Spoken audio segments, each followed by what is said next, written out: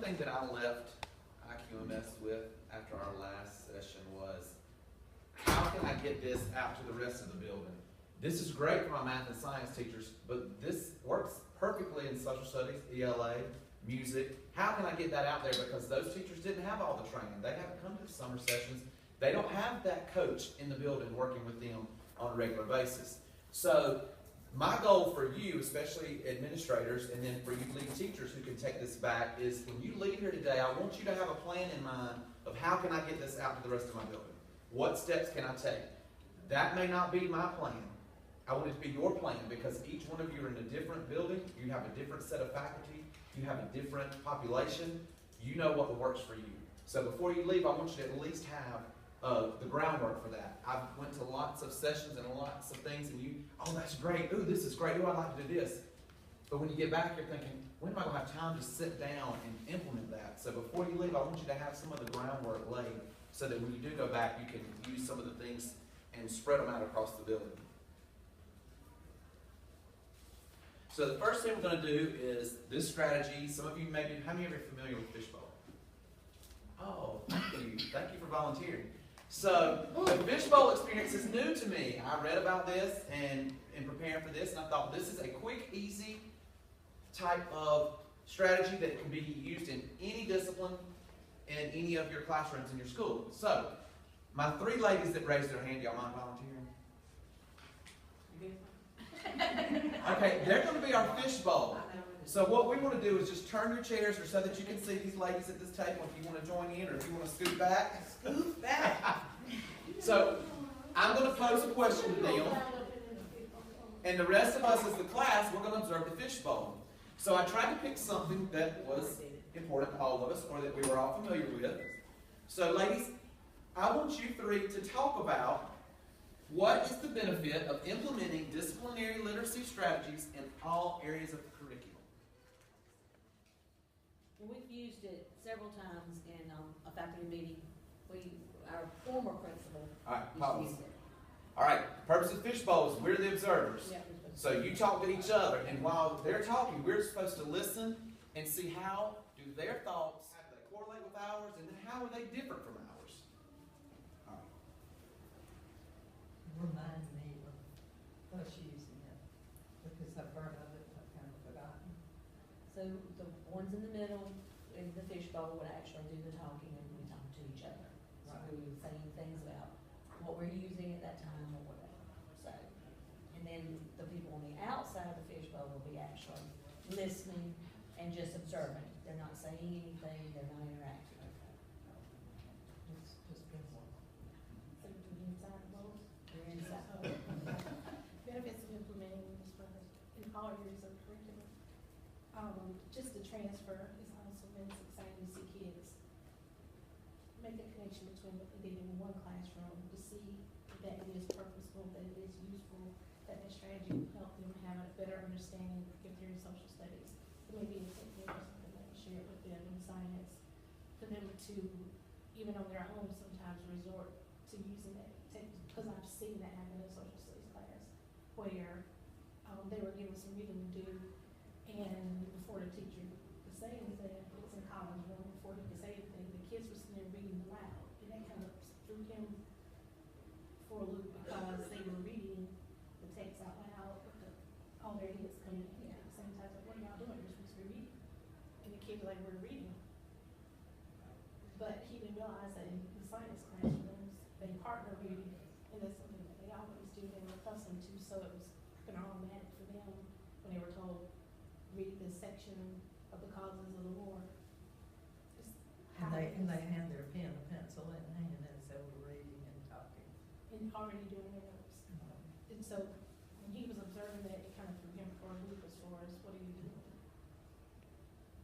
And he shared it with them, and then the rest of the class, it's like, anyone else want to do it that way? And they were all like, yeah. And it was kind of funny. He learned something because that is what they was ignored in the science class.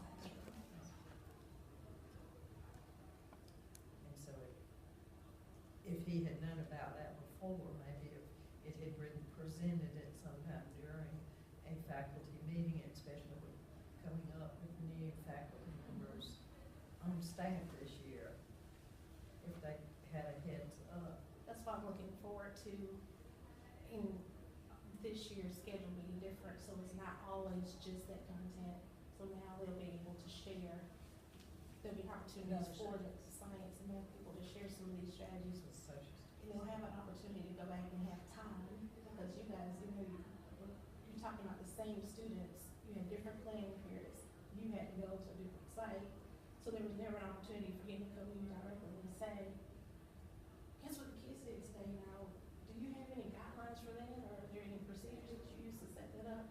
So hopefully next year, with the new schedule, it's gonna lend itself to an opportunity for more conversation across the different subject areas. And because a lot of the strategies we have learned in this, for science and math certainly would work for social studies. Definitely. With our new school-wide novel that we're gonna be reading, and she's using Notice and Note from Colleen Beers, but there are a lot of strategies in there, like a 6 signpost that kids do when reading. You guys have different names for them through IQMS. They're all the thing we have an aha moment, and you may call it something else. But it's just amazing how the strategies overlap, but they all have, everybody has their own little name for it. So it'd be cool if we had an opportunity to share and have more conversations with the kids to be able to see, oh yeah, we do this in such and such room. So anytime they think they have a heads up on where the teacher's going, and they've already figured it out, then more than likely, I think they're more engaged. Now, at this point, as the facilitator, you have the option, number one, you've heard their conversation, so you understand where probably the majority of your class is at this point with whatever topic you use, or you also might know some of the misconceptions they have. So, for example, at the beginning she said, give me clarification. I've done this before, but I don't remember exactly. Tell me what I'm supposed to be doing. So that gives you the opportunity to clear that up with the rest of the class. Or ask the class, did any of you have some of the same ideas about disciplinary strategies in all the curriculum as these ladies did? Did anybody agree with some of the things they said? Anybody want to elaborate on that? The transfer aspect of what works from one class can be transferred to another class. And the students, again, with close reading, as we learned earlier, is students taking more of the responsibility for their own learning. So they're learning strategies that they can use in other classes. Again, they're taking more responsibility for their own learning. And I agree completely with the statement about if that teacher had known about the strategy, or if the kids coming in and the teacher say we're going to do this strategy, you're ahead of the game, because they're like, oh, we know how to do this. We do this in Mrs. Smith's class or Mr. Jones's class, so it's easier to transfer that. This is just one quick, easy strategy that you can use in any of the other areas. The only thing with this is we're, of course, adults, and you three ladies did a great job. Let's give them a round of applause. Thank y'all for being our fish. You have to make sure you've got the right group of students in the front of the room that are going to be willing to get in that bowl. And you know who those kids are. You know who your talkers are. You know who likes to be on stage. They would do a great job in the fishbowl. And then that's where you'll get the most benefit from this. Okay, we've all seen semantic maps or some type of concept map, some type of flow chart. But the one thing that really stuck out to me when I was preparing this was this method to complete a semantic map. They said put up chart paper or put it up on your board and just start brainstorming. I don't think I've ever done a concept map that way.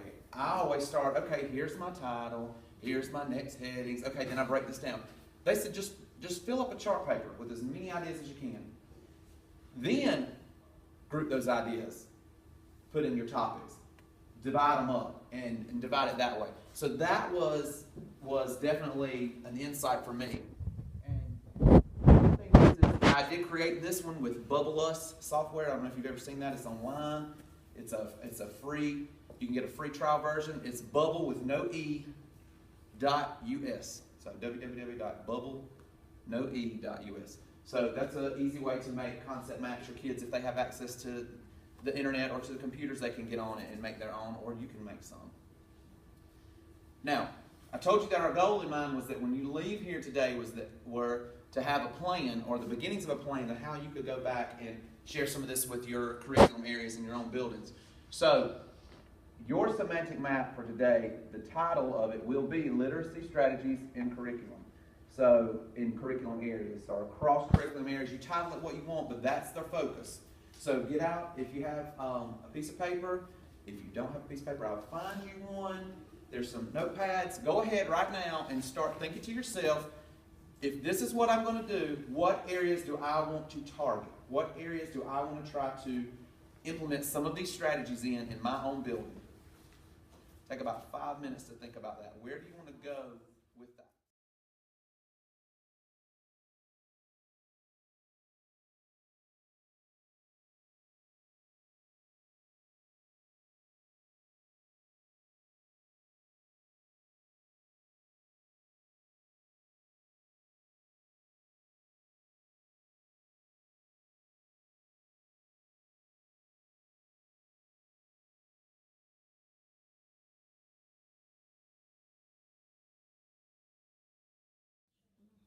I do all our meetings, we can always do all our meetings. You know, can Overall use literacy and all disciplines is what professional development, those kind of things. You can always think of it in that way. right. Do this one, try to do this one during the next 2 weeks, and give a new strategy. Well, depending on how many strategies I get, will determine how often I'll send them out. But because I know with new teachers, that's certainly something that they could jump on.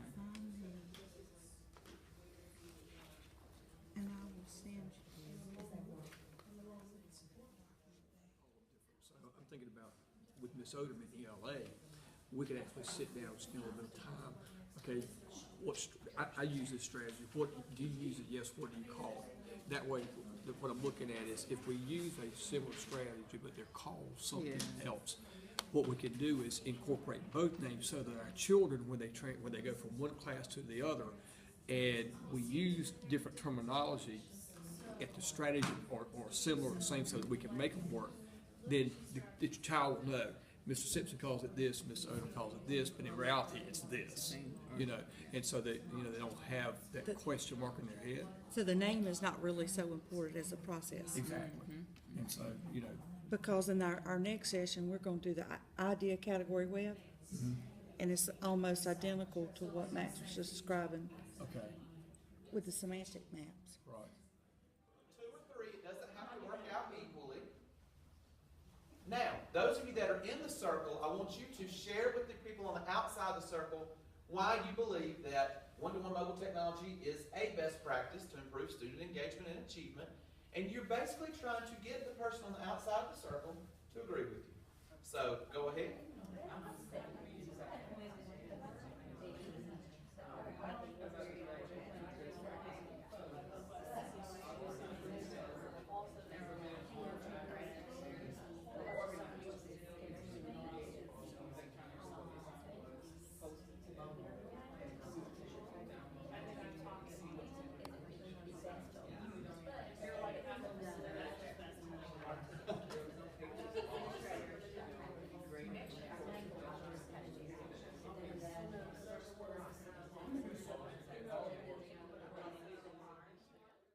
One of the strategies that I have found effective, and I tell my students, I cannot draw.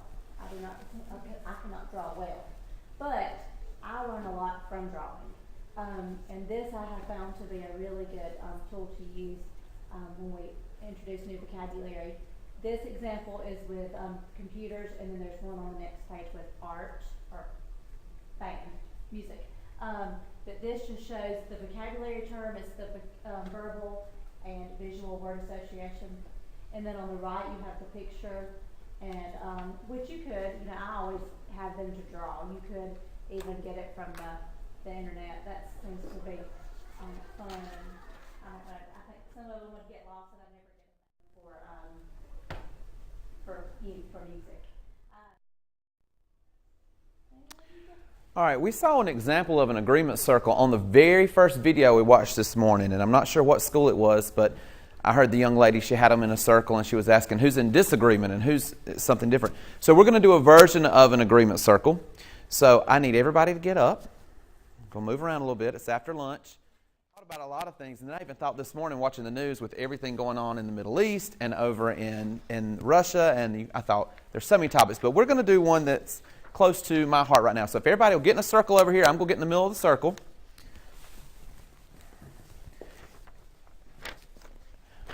And so what you would do is you would get in the middle of your class, which I know me, I'm middle school. We don't put our backs to the children.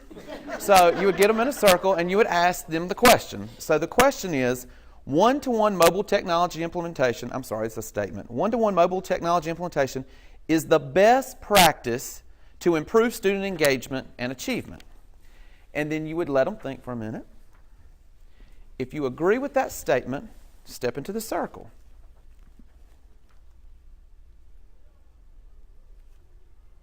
Best practice or the absolute We can say a best. Let's say a best practice. A best practice? Yes. Okay. Now, everybody that stepped into the circle, we want you to turn around, find someone that did not step into the circle and face them. You might be in a group of 2 or 3. It doesn't have to work out equally. Now, those of you that are in the circle, I want you to share with the people on the outside of the circle why you believe that one-to-one mobile technology is a best practice to improve student engagement and achievement. And you're basically trying to get the person on the outside of the circle to agree with you. So go ahead.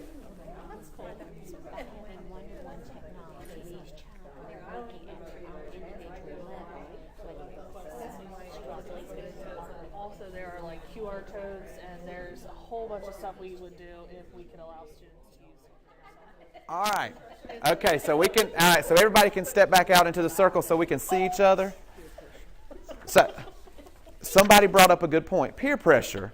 Once again, you as the facilitator have to monitor that. As I walked around, each one of you that were in the circle, you were passionately talking to your person, trying to explain to them why you felt it was a best practice. And those of you on the outside, you were giving your feedback why you didn't feel it was a best practice and giving your reasons.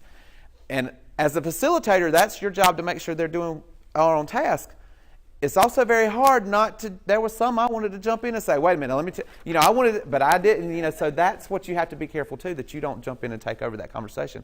But you could do this with so many different topics. You can do this to introduce a lesson. You can do this as a closure to wrap up a lesson, as a good review, in any subject. I mean, all you have to do is put up a statement, and then they can go with it, run with it from there.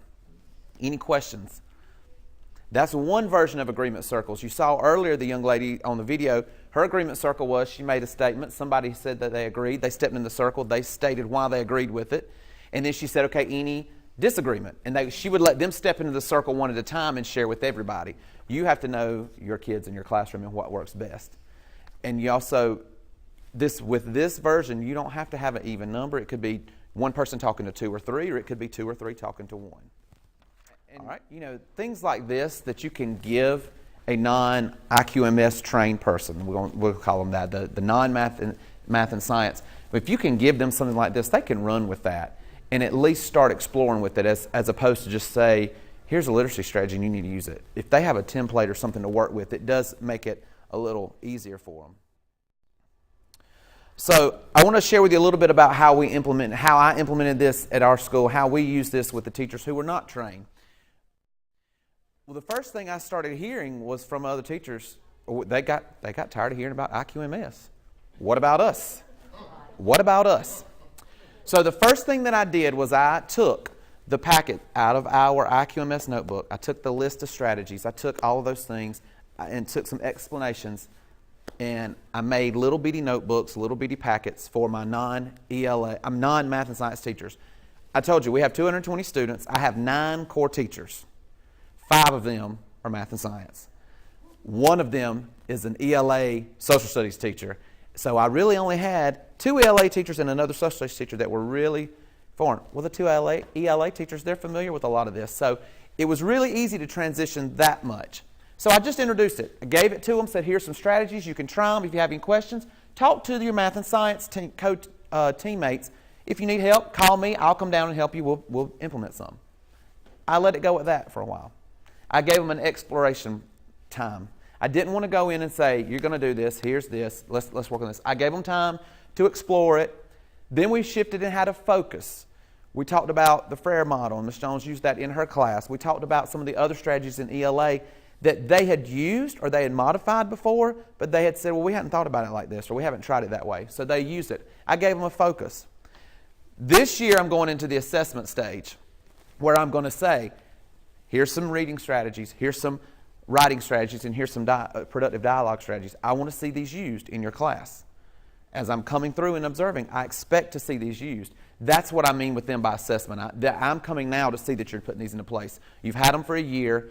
We will do more training on them. We will do more in our content meetings. We meet once a week. During those content meetings, we will share, talk more about those, and then go through that process. But I want to see them being used, because if they are working in math and science, if they are being used in math and science, it's going to be easy to shift them over. I did have last year my band teacher come and say, hey, what's some of that stuff I can use? Gave them the information. My art teacher for our student showcase night, where we did an academic fair and we had parents come in, and there were stations set up around the building. We also had a group, because of our one-to-one, come in and see our technology. She did a virtual museum, which incorporates all of these types of strategies, where the kids had to look at artwork and they had to write about it and then they had to describe it, and they put it all online for people to come in and see. So they are getting excited about doing other things and bringing this in.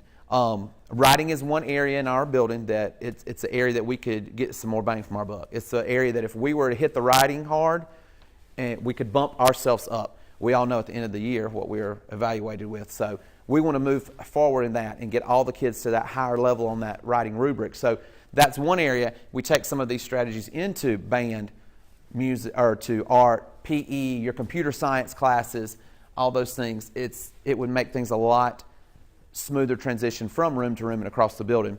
With our computer science class, they learn how to use Word and PowerPoint and all those things. But there are a lot of the strategies that we've learned that they could use in that class, just as simple as tweets, writing tweets on things that they've learned. We started with that semantic map. And so I want you right now to take some time at your table. You can work with your table. You can work independently to start planning. You've heard a lot about easy ways to use some strategies. You've already started brainstorming about some curriculum areas or some places you think you can move this over to. I want you to start planning a little bit about what's your next step. What do you need to do? Who in your building do you need to get on board? You should already have some teachers on board because they've been here with us. You should have some administration on board because you're part of the grant. So who else do you need to get on board? It may be that one lead teacher in another area that you get them hooked, and it'll kind of trickle down. So think about the plan that you need to put in place. What is it that you need to do? What are your next steps? So take a few minutes to work on that.